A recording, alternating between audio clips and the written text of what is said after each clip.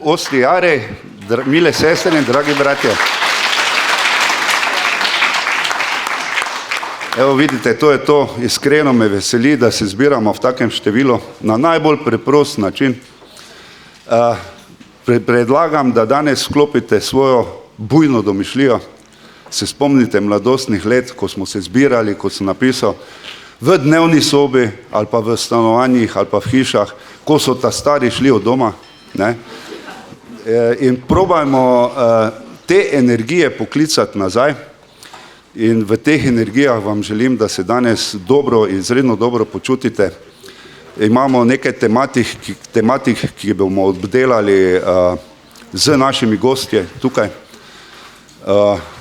Prihajajo iz različnih vetrov, z različnimi znanji, vedenji in informacijami, ki jih bomo seveda v smislu združevanja v neko enotno skupino skušali skupaj povezati na intuitivni način.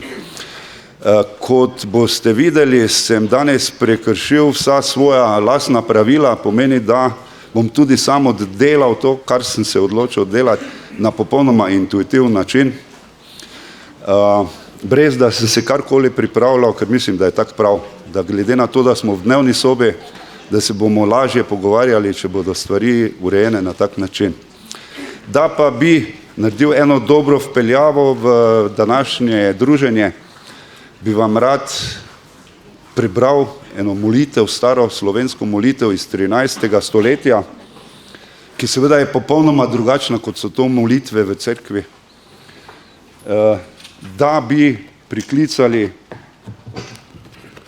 prave energije v ta prostor in preprečili penetracijo negativnih energij. Torej, to je starodavna molitev iz 13. stoletja.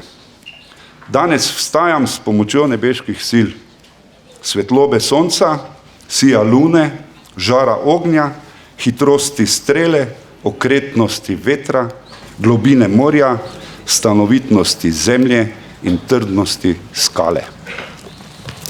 Sicer je to, kar bom naslednje prebral, je stara božična pesem. Ni še ta čas, sicer, ampak se nam bliža.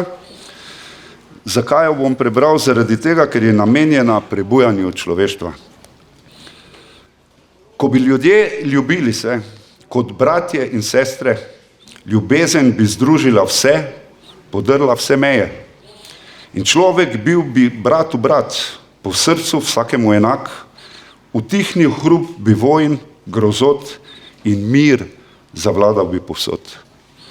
Družina ena bil bi svet, ko bi ljudje ljubili se kot bratje in sestre.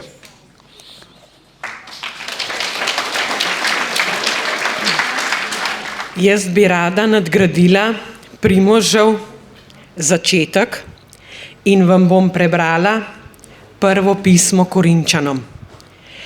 Ko bi govoril človeške in angelske jezike, ljubezni pa bi ne imel, sem postal brneč bron ali zveneče cimbale.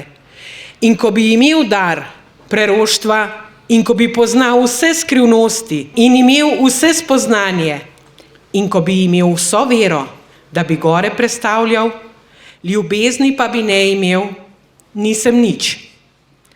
In ko bi razdal vse svoje imetje, da bi nahranil lačne, in ko bi izročil svoje telo, da bi zgorel, ljubezni pa bi ne imel, mi nič ne koristi. Ljubezen je potrpežljiva, dobrotljiva je ljubezen, ni nevoščljiva.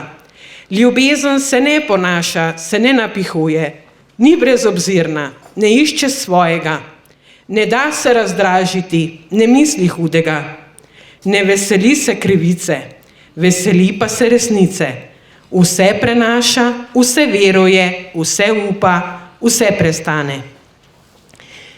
Ljubezen nikoli ne mine. Preroštva bodo prenehala, jeziki bodo umolknili, spoznanje bo prešlo.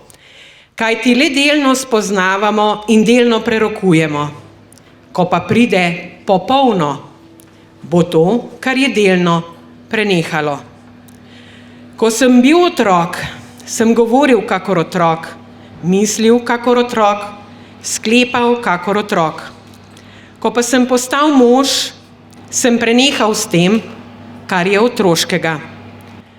Zdaj gledamo z ogledalom v uganki, takrat pa iz obličja v obličje. Zdaj spoznavam deloma, takrat pa bom spoznal, kakor sem bil spoznan. Za zdaj pa ostanejo vera, upanje, ljubezen. To troje. In največja od teh je ljubezen.